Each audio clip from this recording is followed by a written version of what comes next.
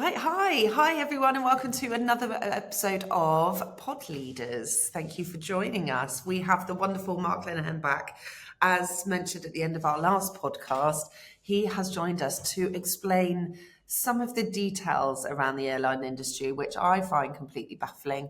And I think I am not the only one. So I just wanted to delve a little bit deeper in some of this modern retailing space, some of the acronyms that I've come across, things that confuse me, and hopefully it might help some of our listenership as well. So welcome, Mark. Thank you so much for doing this. Oh, thanks for having me back. It's fun to do a second one of these, and hopefully we can work together to shed some light on some of this terminology. Absolutely right. Absolutely. I mean, ever since I've joined the airline oh God, my words today, sorry. Ever since I've joined the airline industry 20 years ago, there's been endless lists of acronyms. And my husband plays a very fun game with me in an airport, trying to guess all the airlines that are up on Yeah, the wall. looking at the flight The flight information list. information display system (FIDS), and There you all go. right, what does that stand for? What does that stand for? Absolutely. Yeah, He loves how excited I get about it all, which is yeah, which is strange.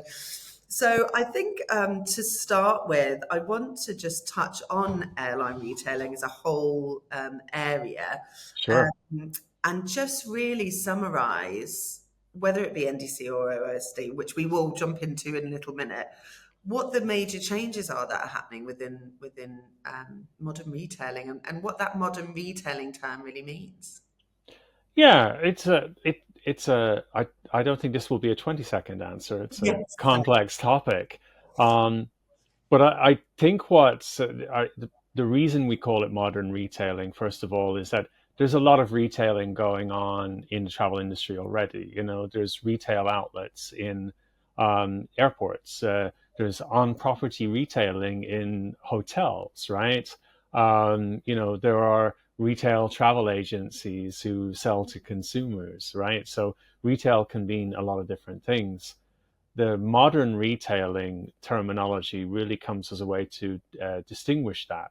And what it is in essence is it's applying the modern digital customer experience, the experience you get from Uber and Netflix and Amazon, and applying that to the travel industry.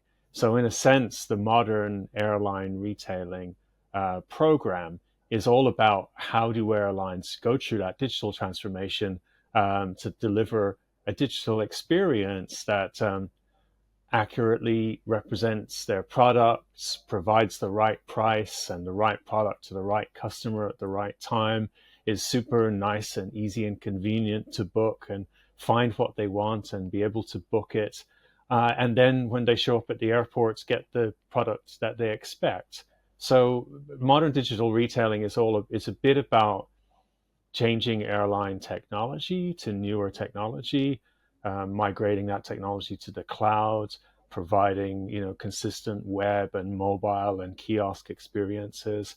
But like any transformation project, it's also about the processes that need to be modernized, and the people skills and how people interact with customers. Airline employees also have digital interfaces. They're telling them things, and is that consistent with what the customer gets on their mobile app? So modern digital retailing or modern airline retailing is really encompasses all of those things, and I suppose that's the project of the next 10, 15 years, is how we upgrade all of the airline passenger systems to provide that kind of experience. I guess that really links into what we were discussing in our last podcast around you're only as strong as your weakest link within this whole process. I guess all the airlines can do it, but unless the airports can read what they're talking about, then it's Yeah, an airline can come up with a really clever, they can do an in-house ideation session or run a hackathon, and they come up with, oh, all of our passengers will want this. It's this cool new thing. But when the passengers show up at the airports, are they getting the thing? Are the passengers in all the different countries able to see it and get a price, and are they able to buy it? And is your cool new thing adding to the end-to-end customer journey? And then after everyone has arrived back, they've all gotten home, the flights have flown. Do the different suppliers of the cool new thing get paid? So, that's why we're starting to introduce this terminology like offer, order, settle, deliver, which is about, every time you introduce a product or a new combination of products or a new way of pricing a product, that you consider the full customer journey. How am I going to offer this product to people? How am I going to order, create the order and service and manage the order and customer changes? How am I going to settle, making sure everybody who participates in that gets paid, and how am I going to deliver it? In the airline world, deliver refers to what happens in the airport and what happens on board the plane. We're not like Amazon. We don't have trucks going around full of boxes. We've got planes going around full of people. So that's really the delivery part of the airline industry. Absolutely, which I want to come on to in a minute. But before we do, I just wanted to touch on, I don't know whether you can call it legacy, but NDC and OOSD. So we've mentioned what offer order service deliverer is on what, Yeah. whatever the new look of this is going to be. What's NDC? Well, if offer order service deliver describes the airline operating system or the airline technology and what it's doing, NDC is the language it's using to talk outside the airline. So when you're on an airline, a website, could be a search engine like Google or Skyscanner or Kayak. It could be a big OTA, Expedia, Priceline, Booking, and you're looking at flights. Those systems have to talk to the airline system. Now, the airline system is OOSD, or maybe it's migrating towards OOSD, and it's not there yet. But they need a language to talk to each other. If you're a flight booking website, you want to have hundreds of airlines on your website, but every single airline you have to be able to say, well, my customer is flying to New York on Tuesday. Give me your flights for New York and give me the prices and give me all the other product information. How much does World Traveler cost? How much does World Traveler Plus cost? What's your baggage allowance? So NDC is the language that allows the systems like the corporate booking tools and the online travel agents to talk to airlines and get these what we call offers, basically the flights, the bundled ancillaries, and the price back to the storefront, back to the website or the mobile app that you're using. And is that neutral globally? API-based. Well, I'm not sure I understand the question. Sorry, is NDC? It's like everybody speaks the same language, so that it can all link into the. Well, let's talk about how much of what I've said in the last 20 minutes is real. The NDC is the new distribution capability. It's the standards that was first published and has been continually developed by IATA, the International Air Transport Association. Okay. It is replacing older technology. There was since the 1980s, even before the internet, airlines and airports and travel agents were all able to communicate to each other on different digital networks, or using systems like Telex or a network called SITA, S-I-T-A. And that technology is gradually being replaced by NDC and offer order service deliver. So there's a lot of NDC isn't, I suppose, ubiquitous. There's a few dozen airlines that are kind of leading the charge. There are a number of the big OTAs and aggregators or distributors really that connect.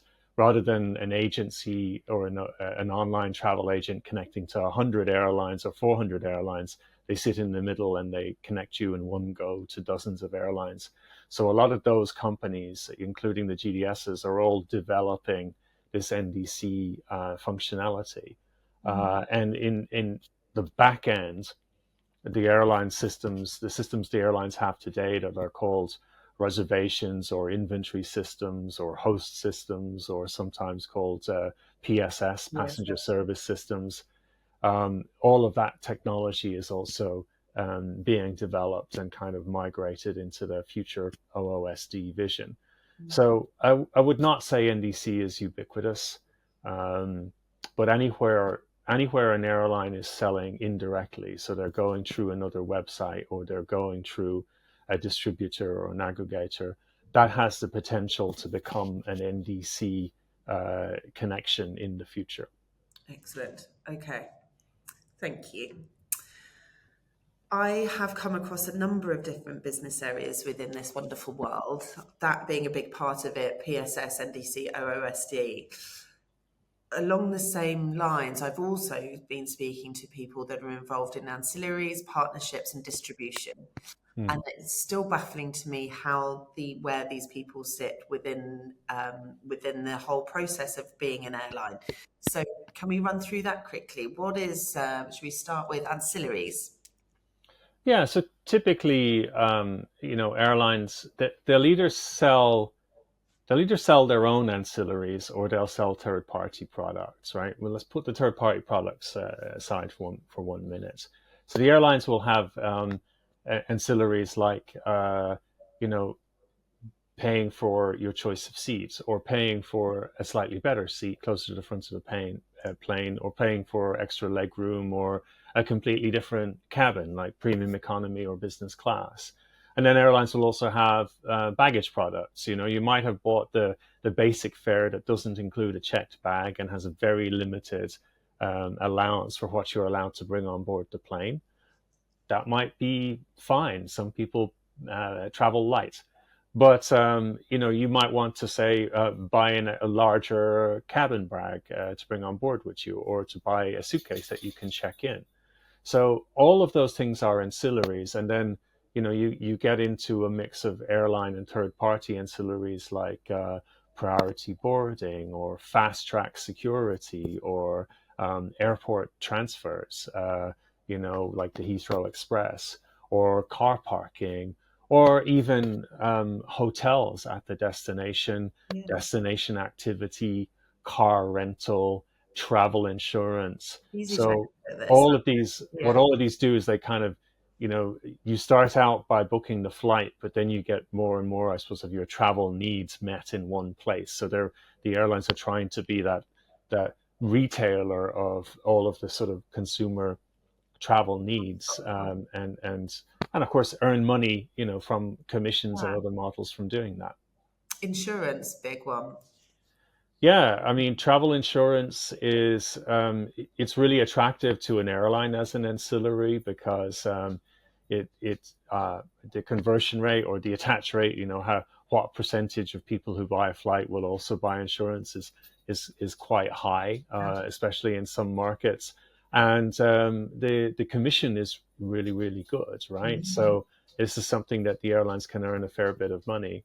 If you were, let's say you were a startup and you have a new idea for a product that airlines could sell, we go back to our little widget that everybody wants. Sometimes the airlines still won't sell that because they have to consider the attach rate. I mean, how many of their passengers will actually buy this product, or what proportion will buy the product? They have to consider the basket value. Is it, well, you can sell a lot of something that's only worth $5, but you can sell relatively few of something that's worth $50, but you still make more money. And then finally, they have to consider the commission. And ultimately, there's only so much space on the airline webpage or on the airline mobile app before the consumer kind of starts to get tired of all the different offers, right? So, there's no point in an airline adding 600 ancillaries that nobody will ever buy. So really how they prioritize the ancillaries is a combination of ultimately how much money they'll earn through the basket size, the attach rate, and the commission rates, plus whether it's additive to the customer experience. Does the customer walk away from the trip feeling good about the trip and that airline and more likely to come back to that airline in the future? So it's not all short-term thinking about, make a bit of money selling this. It's more, I'm selling this in the context of a whole bunch of other things. And also I want to improve customer loyalty and customer experience over time as well. Absolutely. Gosh, you don't So know. that was ancillaries, but what were the two other items you asked me Yes, about? absolutely. Distribution. Yeah, so look, I think there's been a role for distribution in the travel industry for a long time. It used to be that distribution accounted for the majority of an airline sales. I kind of at the turn of the century, the way you booked airline tickets is you went to a travel agent. And each travel agent would use a global distribution system. These are companies like Travelport, Sabre, and Amadeus. And those global distribution systems would have, again, before the internet, so this was from the 1980s, the 1970s and 1980s, those systems would have access to hundreds of airlines. You could book a flight from almost anywhere to almost anywhere in the world. Um, and so distribution was always a very big part of that. I think since the 2000s and the birth of the internet and the deregulation of airline competition and the emergence of the low cost carriers, um, very rapidly, the two things you could actually buy on the internet were books and flights, right? And so people started going to cyber cafes instead of travel agents to book themselves on the airline websites. And I think where we're at as an industry now, it's actually really hard to measure, but maybe 50-60% of seats are sold directly from the airline to the consumer, especially if it's a simple outback return, one or two adults, with direct flights, and you're dealing with an airline in their home market. You work and live in the UK, flying British Airways. You probably don't need an intermediary to fly to somewhere British Airways flies to, right? Um, but distribution is still important. Travel agencies still exist. The online travel agencies are vital to enable, consumers to compare across multiple different airlines.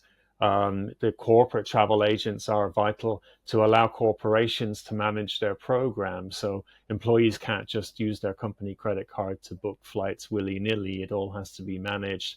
They have to get their negotiated corporate rates. They have to book within policy. The employees have to be tracked to some extent to ensure that they're safe. So there's travel agents perform a bunch of these vital functions, and even you can use a travel agent when you're just when you realize that what you're trying to do is just complicated. You've got someone coming from here, someone coming from there, or you're trying to organize a wedding or a sports event, and you're responsible for booking a whole bunch of different people. That's the kind of situation, or even if it's just a complex trip, that's the kind of situation you can really benefit from talking to an expert, talk to a travel agent. Absolutely. So anytime you're not talking directly to the airline, distribution is happening. That travel agent is either connecting to the airline, maybe their NDC connection, a practice we call direct connect, or they're using a GDS, Sabre, Travelport, Amadeus, or they're using an aggregator. There's a whole raft of newer companies with kind of new commercial models, Travel Fusion, Kite, Duffel, Air Gateway, Vertel, TP Connects, Mystify, and so on. So a lot of those companies, and often the travel agent will use a combination of those things to get to the airline, and that's all distribution. It's really the way to think of distribution is if you were a baker, you want your bread to be on the shelf in Tesco. Well, it's somebody's job to go to the bakeries and bring the bread to Tesco and put it on the shelf, right? And that's ultimately a distributor. You're taking the product from the supplier to the retailer. Fine. Love it. Thank you. The final one in this was partnerships. And I know it sounds like a simple term, but when it comes to airlines, I'm not sure it is so simple. So could you run through that for us? Yeah, I mean, there's so many different types of partnership. I suppose That's what I the mean. the obvious one, the obvious one to talk to in airlines, and I think it's the complexity that sometimes people don't realize. Hey, I'm going on an airline. I'm going to this destination. I show up at the airport. I get on the plane. But sometimes you show up at the airport and you get on the plane, and the plane only takes you half of the way, and then you have to go to another part of the airport and get on another plane. And sometimes you show up at the airport and you think you're on a British Airways flight, but you get to the gate and actually it's an American Airlines flight, Yes. right? Yes. So, so airlines operate a transport network, and it's an incredibly effective transport network. This year more than 5 billion people will fly on a plane. And what that transport network can do is it can take you from any airport in the world, I'm not sure of the exact numbers, 80,000 or something, to any other airport in the world, um, not on one flight, right? But it could be one, two, three, or even four flights to get you from this little airport in one corner of the world to this little airport in the other corner of the world. And that's only possible through partnerships. So the way airlines work is, they build up hubs. They fly to multiple cities. Once they create a second hub or a third hub, they start connecting passengers. So you might get a British Airways flight from Edinburgh or Leeds into London, and then another flight to New York. That's what we would call a connection. All right, you're connecting from one flight to another. We would call that an inline connection because you're staying on the British Airways line, right? But the other type of connection is where the airline has interline partners.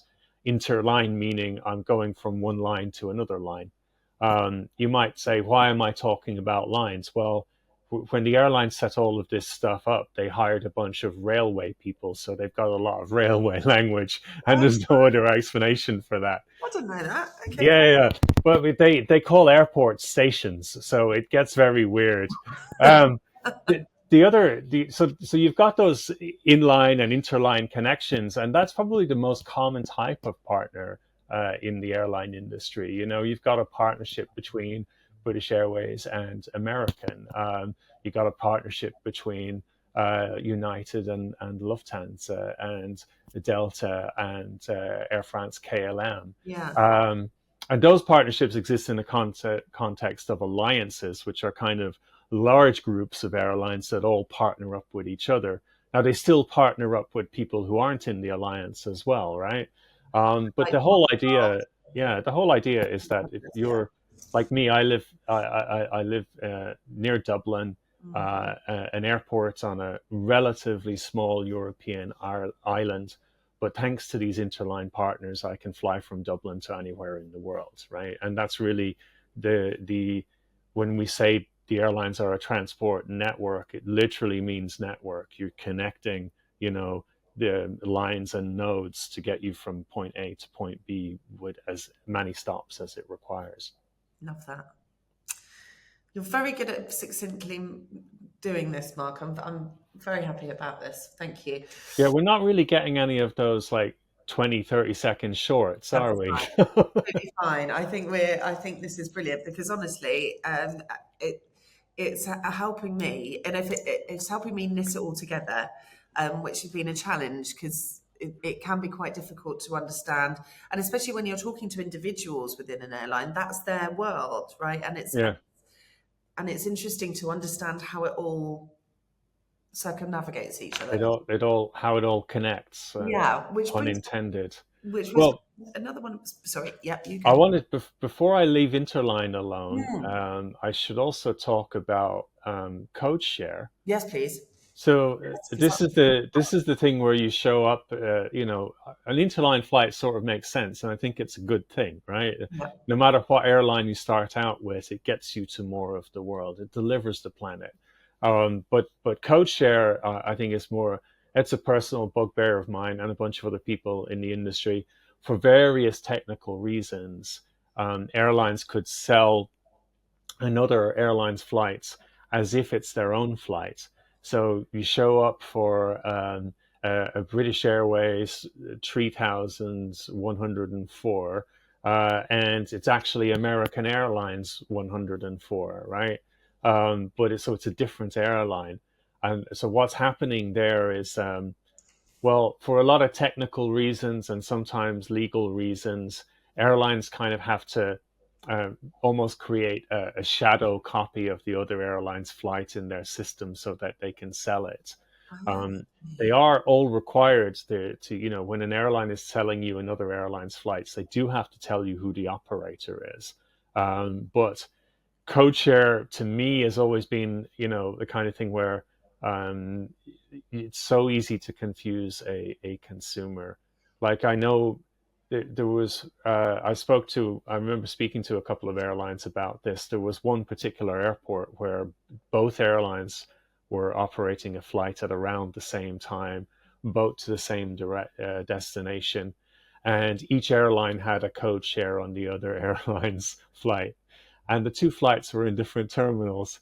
So literally, you could just rock up at the wrong gate in the wrong terminal, because you didn't carefully read your itinerary, right? So I do think it's. So other people have described it of offering people Coca-Cola and then delivering a Pepsi. Uh, but it's one of the enabling technologies of interlining, but I do think it's something that should be hidden away from the consumer. Even if um, United are selling a Lufthansa flight, they shouldn't say it's United Yeah, 1, 2, 3, 4. They should just say it's Lufthansa, absolutely. and vice versa, right? Yeah. And the same for all of the other partnerships. But one thing to watch out for as well is that people often talk about code share and interline interchangeably. These two airlines have a code share agreement, and they really mean it's an interline agreement. You can Mhm. have an interline without a code share, as well. So be wary of that. Interlining is good. Interlining is the ability to fly more than one airline to get anywhere in the world. Code share is just a weird, confusing thing that should be hidden from consumers at all costs. Absolutely. Well, good feedback there, listeners. Got to do that. I wanted to just touch on obviously understanding how all of these different parts of the airline work together to produce the end product. A part of that is obviously there's a huge part of this that's focused on safety, and making sure that everything is aligned within the operational side of the business. Does that sit completely separately from all of the other parts of the systems that we're talking about now? Um, I, I'm not really an ops or safety or onboard system Yeah. expert. It's not really my area. I am interested in the onboard experience and consumers getting what they paid for and what they purchased from earlier in the process when they were on the airline website. Yeah. Um, there is a lot of integration points, Mhm. so we talk about when you book something in an airline, you have to show up at the airport. And the system that traditionally handles passengers in an airport for things like check-in and boarding is called the Departure Control System, DCS. Now, the problem, I suppose, with DCS, or the challenge with DCS, is that even if you're one airline and you have a preferred system, you could have a mix of departure control systems depending on the airport. So you could be flying twice a week to a small airport on the other side of the world. You won't necessarily have full-time employees there. You have to use a third-party ground handler to do things like check-in and boarding for your flights, and they'll have a short list of systems that they use, right? So you often have to work with multiple departure control systems at various stations, which means airport. and you have to work, the departure control system is also doing things like once everybody is on the plane, um, doing things like calculating weight and balance, because it's the thing that has the bags, it's the thing that has the passenger list. It knows who's boarded. It knows that you're closing the door now, which is, not just closing the door at the gate, but also, hitting a button in the system to say the flight is closed. Yeah. And whether it does it itself or it hands it off to a central area or another system to do it, it kind of drives the weight and balance. And then that kind of signals, a report is brought to the pilot on board, and the pilot sees, how to adjust the plane for maximum safety and maximum efficiency with the load of passengers and cargo that the aircraft has loaded. So there's always an overlap between, the departure control systems and the operations systems and the traveling systems. And the other place where that kicks in is things like baggage tracking, or things like disruption when a flight gets delayed, or a flight gets delayed so much that you're going to miss your connection, or the airline hopefully knows you're going to miss your connection, or a flight gets delayed so much that the subsequent flight that plane was going to carry now gets cancelled, right? So the operations system, the flight ops system, is constantly communicating with the other systems in the airport and airline ecosystem. So those systems know the status of an individual passenger. And then in the ideal world, an airline can sort of say, well, we know this person is disrupted, their flight is going to land late, but we've already automatically rebooked them on the next flight. Or we can send a little notification to the mobile app. Well, do you want to go with this flight, or do you want to go with this flight? Or sorry, it's totally delayed. You might be in the airport waiting on your outbound. Say, we'll just give you the money back if you rather not live with this. So offering those choices to the consumer proactively is another part of, I suppose, airline modern digital experience of trying to deliver that better customer experience, proactive customer experience. And that's all dependent on the various operations and safety and, those systems actually communicating the status of flights back to the reservation system. Absolutely right.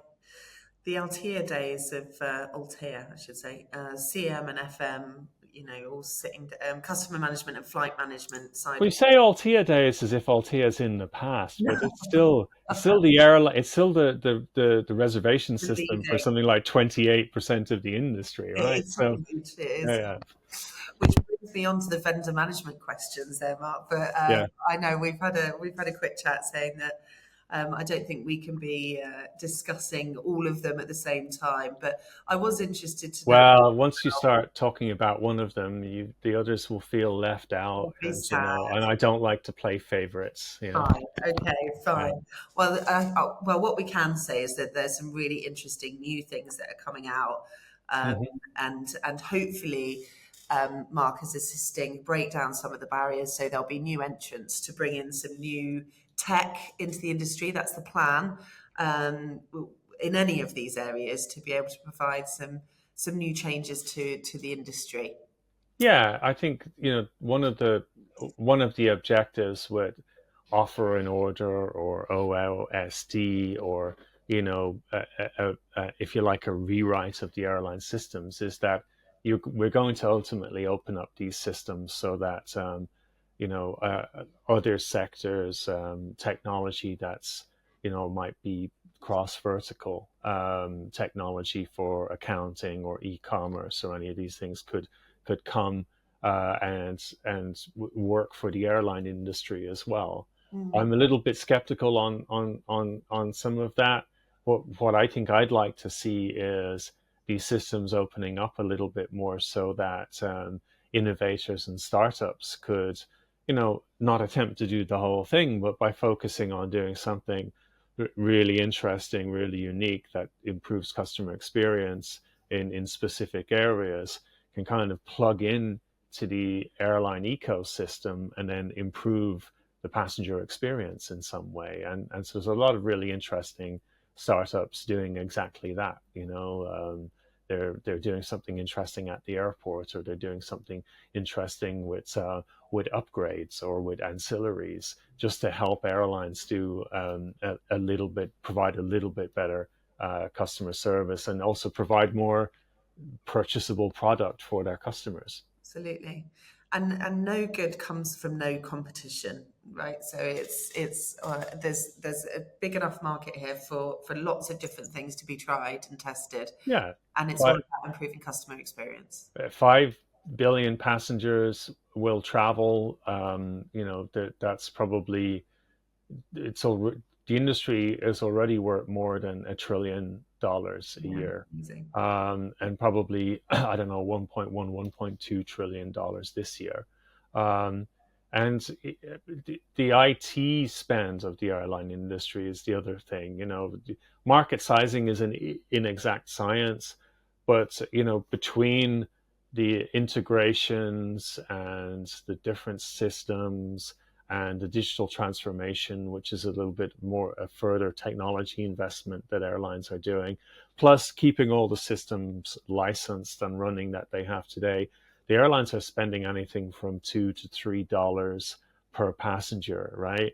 Multiplied by 5 billion, and that's, airline IT, airline tech is a 10 to 15 billion dollar industry, and that's a fairly rich ecosystem. It's a very rich ecosystem. There's room for startups. There's lots of established players, but there's always room for innovators to come in and add something to that. And the travel industry more broadly is, airlines are one sector, hotels are another sector with broadly similar scale and economics, right? And then car rental is a bit smaller than that. There's a long tail of destination dining, activities, events, parks, attractions, transport, all of these sectors that kind of intersect with travel. It's worth a large chunk of the, I suppose, global GDP, and it's a really interesting industry to work in. Absolutely. And under talked about, I feel, in greater industry, but hopefully that will change. All down to this podcast. Fingers crossed. We'll invite some new people into industry and change it up. Change I the hope so. Mark, thank you so much for today. I really, really appreciate it. Yeah, no problem. Just a little snippet of stuff that we're talking about day to day, but it's really interesting. Thank you. I do appreciate it. We'll speak again. All right. Thank you very much, Rachel. Thank you.